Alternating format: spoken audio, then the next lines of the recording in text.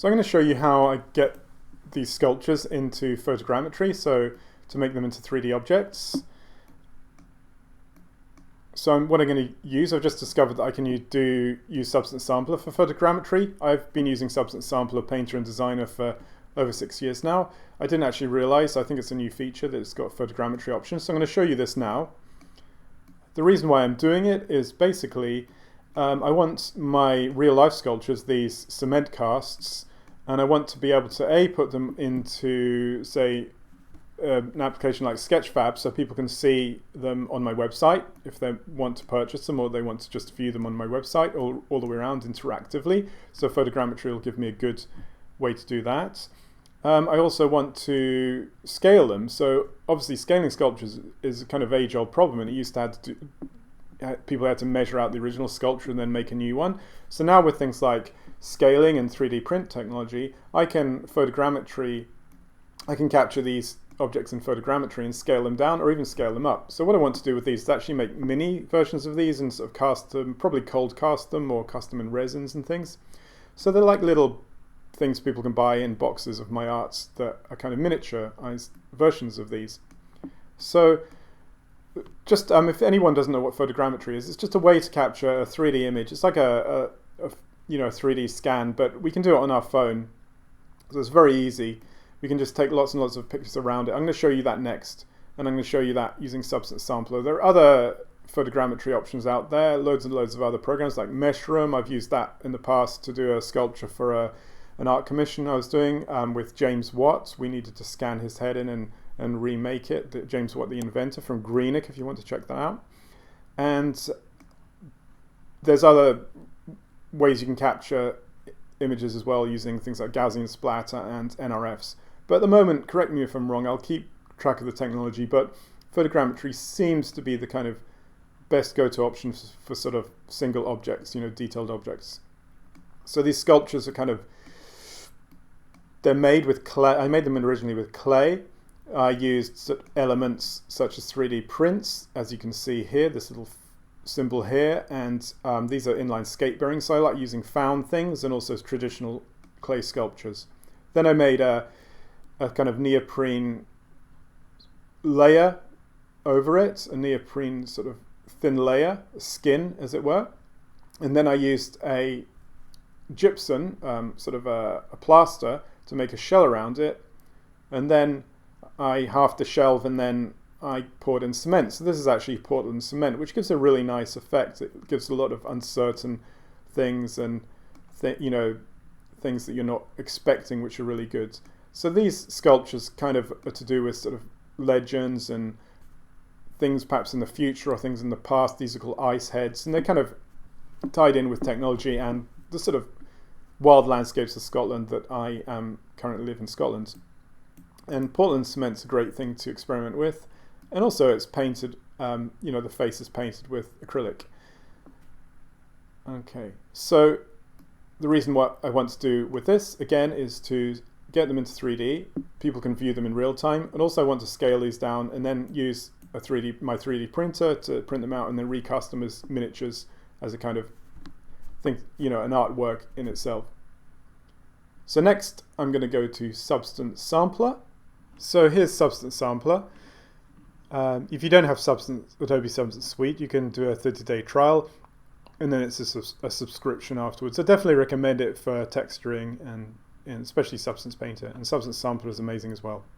So once we've opened this up, we can go to Create New, and as you can see, there's a kind of screen. this is for your 2D textures, and this is to view it in 3D. As you can see, there's nothing at the moment. Usually in Sampler, we'd take in something like a front-on photograph of a texture like a table or a carpet, and we can use just that photograph to give it height, and there's a whole load of other things. You can make lots and lots of different things as well, fabrics and things like that. But what we're going to do here is this new feature here, 3D Objects Beta, and I'm just going to click on that, and I'm going to make a new 3D capture.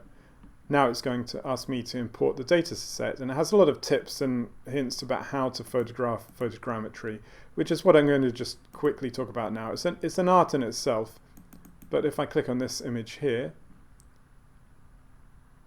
you can see that this is photographed. I did it quite roughly actually. I just did it on my mobile phone. You see, it's just lots and lots of photographs all the way around. And I used a clay wheel with some, oh, that's my hand, clay wheel with some paper just to do it spinning, okay? And you can see that all these images are going to make up the photogrammetry. Yeah, it's about 60 in total. Let's just close that and let's come back to Substance. So now I'm going to try and find that image again, these images again, sorry, my antivirus. And I'm going to select all these images in this folder. And I'm just going to drag them into this. Okay. So once it's done that, it's going to import for a while. Okay, so now they're all in. They're just loading up there. You can see that there are some options here. So there's one for mask. I don't generally do that. I'll just click on that. No, I won't. I'm not going to do the mask. That kind of like masks out areas that you don't need. But I'm finding this works kind of okay.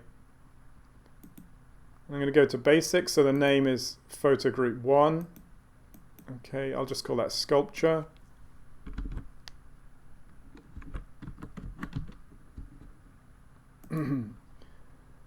Okay, and there, yeah, number of photos 47. It should be about 60, but the image dimensions are quite large, sort of a mobile phone dimensions and focal length. You can play around with that, but I just leave that for now. So I'm just going to press submit. Precision. So we can have normal, recommended, high. We could try high, but photo ordering, if it doesn't work, you could try sequence, but let's just do it in default. And then it's going to take a while to process.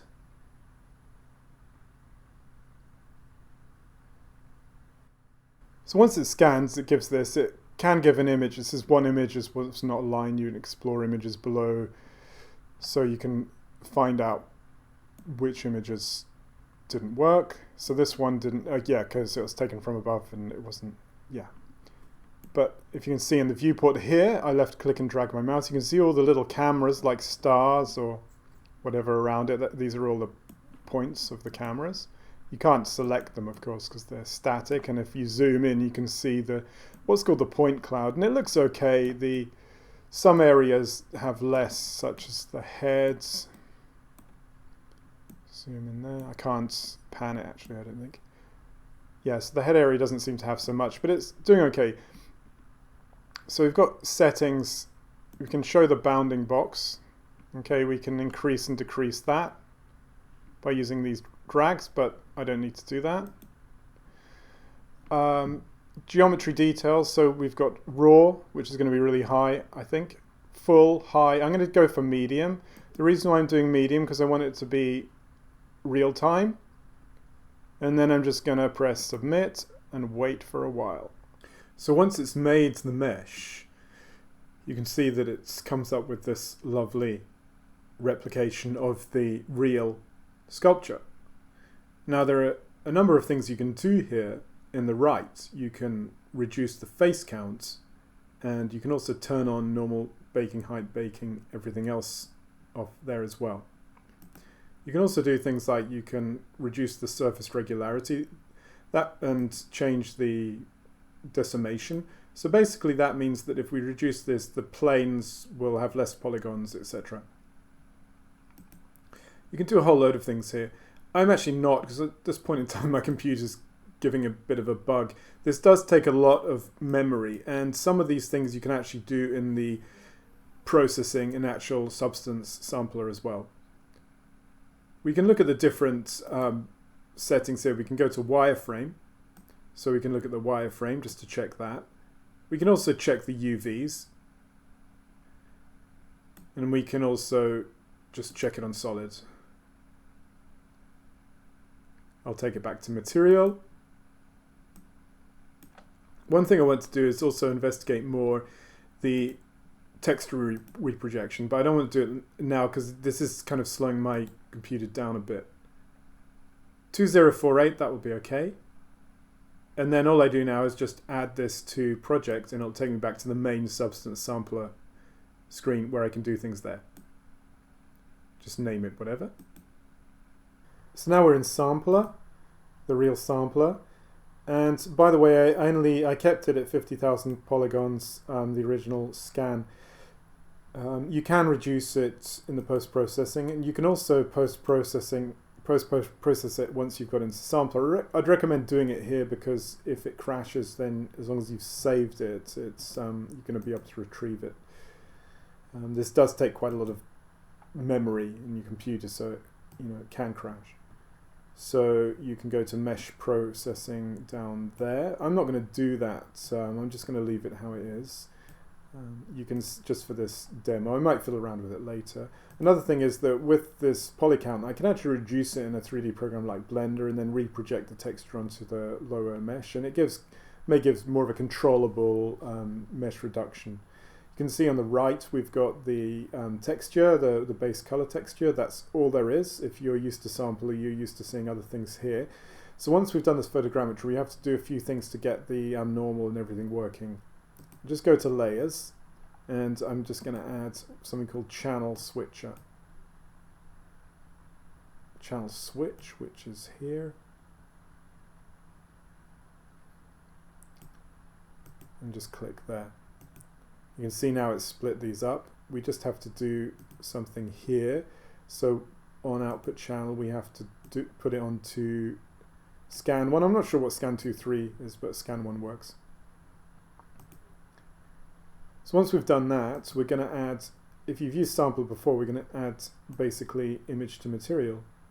So when we bring flat textures in, doing this, say if you take a photograph of a table, it will automatically make normals and height maps for you. It'll kind of guess it. There's an AI one, but I'm finding the AI one was messing up a bit. So I'll just keep it on this one for now, the old school one. So once that's done that, we can now go to the different channels, and you can see it's made a normal, a roughness, a height, and then if I drag this to the left, we've got the ambient occlusion, etc., etc. It's all looking pretty good. One thing to mention is with the height, if the normals are too extreme, where these islands of the UV is, it will start. You can see it there on the ground. We're going to get rid of the ground anyway. So to refine that, we have to sort of adjust the kind of overall height and the scale, just to tweak it down a bit, just to stop that. Just things like that. But I'll leave that for now. We can also adjust the kind of shininess and the glossiness on this as well. We can have some nice things going on.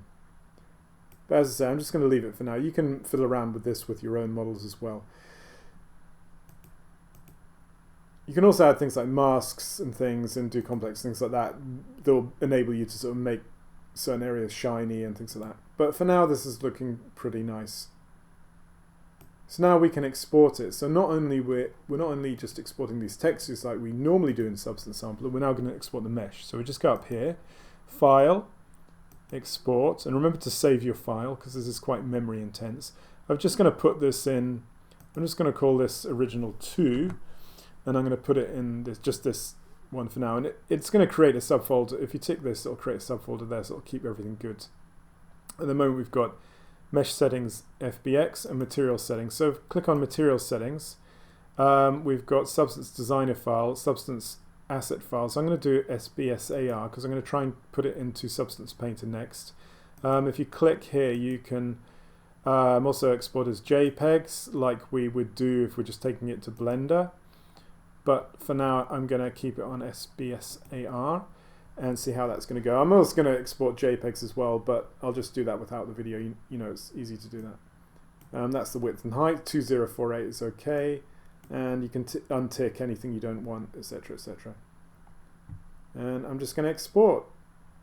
And next, we're going to open up Painter. Now I've opened up Substance Painter, and what we need to do is we need to get that model into Painter. So I'm going to go to New.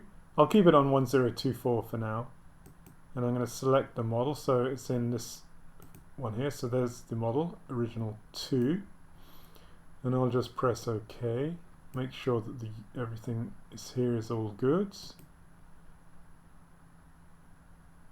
Just going to load up. Alt and left click to revolve around the objects. You can change the light type. I'll put it into this nice desert orangey thing. And before I get the material, the sbsar, I'm just going to bake my mesh maps. You really need to do this to get your materials to work in Substance.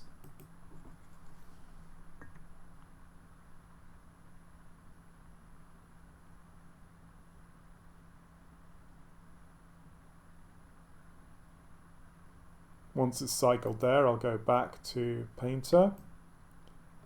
And what I need to do is now import the sbsar.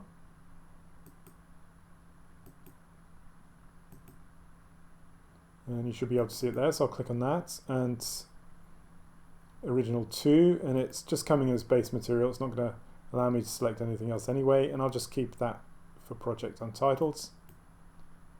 Import that, and it should show up here. So I'm going to go back to my layers, and I'm going to drag that in onto the model. And you'll see it appearing on the layer stack. So you can see the height is really kind of messing it up a bit. So I can turn things like the height off there if I want. And there it is in Painter. So obviously you can add a paint layer, or we could quickly do something else. We could just add a filter. Let's get this peeling paint, just drag that on there. And you can see that it's got paint peel on it now. And obviously we can change the level and play around with it and create some cool thing from our sculptures that we could edit in 3D, you know, perhaps for a real-time kind of experience or a render based on the things you've made in real life. It's looking interesting, isn't it? It looks like splattered plaster from, you know, a sculpture workshop. So now there are a few things I want to do in Blender actually. So you can see that this ground, I want to take this ground off, and I also want to sort of adjust some of there's some errors in the photogrammetry scan. So with a bit of luck, what I'm going to do is I'm going to take the mesh into Blender, I'm going to edit it and export the mesh back, replace it, and then it should still work in Substance because it'll have the same UVs. So let's try and do that next. Up Blender, I'll just delete the cube, and I'm going to import, and make sure we import it as an FBX. And then I'm going to find it. So it's here.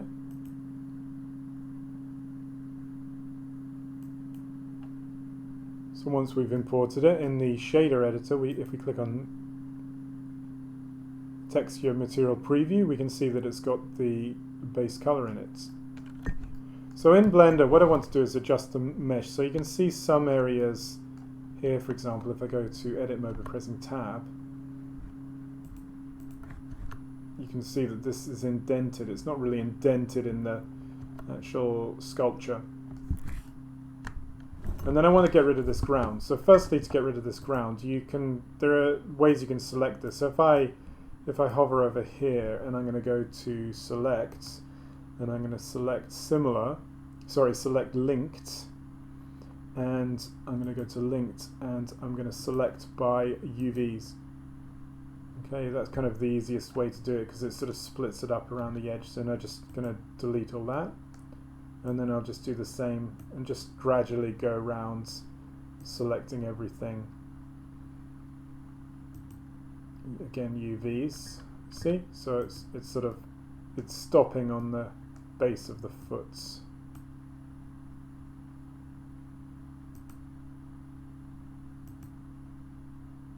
Okay, so it's kind of a quick way to get rid of the ground, and you've got little artifacts going on, so you can just go around and delete all of those. There's always more than 3 ways to do things in 3D.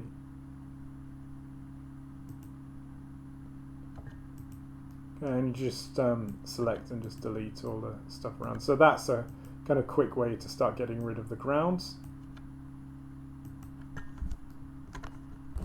And I'll continue editing this a bit. Another good quick way to get rid of, you know, something like the grounds, you know, this jaggedy bit here. In fact, I'm just going to go to the top. I'm just going to rotate this around there, and then I'm going to go to the X. I think that's a bit skewed, but it doesn't matter. What we can do also is we can go to sculpt mode, and a really quick way to do it, I'll just drag this so we can see all the features. And you can choose line project, And if I hold down Control, it should get rid of all this. So if I again move this to about where I want it, hold down Control, and then that kind of cuts off anything there. So if we go to click on X, now it should be more straight. It's still got some artifacts, it should have got rid of that, but you know, obviously I'm going to delete that more. Obviously I'll fill the bottom and that kind of thing.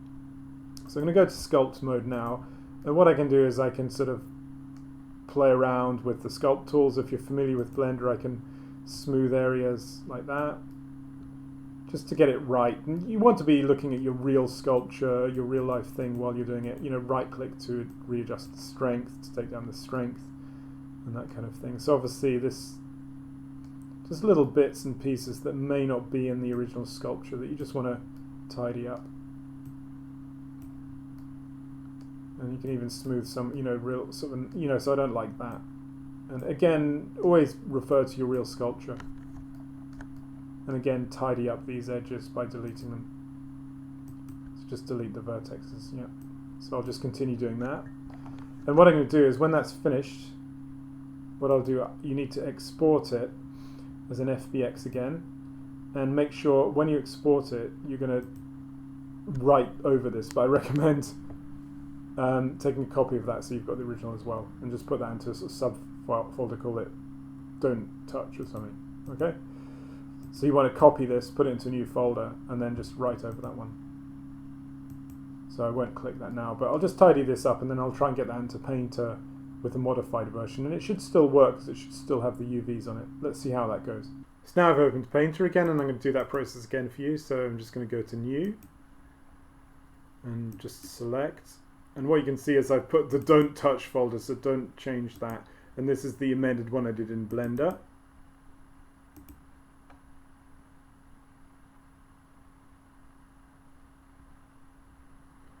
Okay, and I'm just going to revolve around it. You can still see it's a bit messy, but it's just demonstrating what you can do. You can edit it in Blender, you know, you can sculpt it a bit and adjust it, whereas, you know, Substance can't really do that. You may be able to do that in the Adobe Substance 3D modeler, but I don't use that. So again, remember, we just have to bake this again. When I started Painter, I didn't realize you had to do this for the first time I used it, so I didn't realize why, you know, all the cool effects weren't working. So if it's not, things are not working for you, just bake your textures. Bake the mesh maps. Bake mesh maps, there, it's in texture settings. So now I'm gonna probably have to import that again, the sbsar. So I'm gonna go to import, and I'm gonna go to find it again. Ta-da, there it is. Just import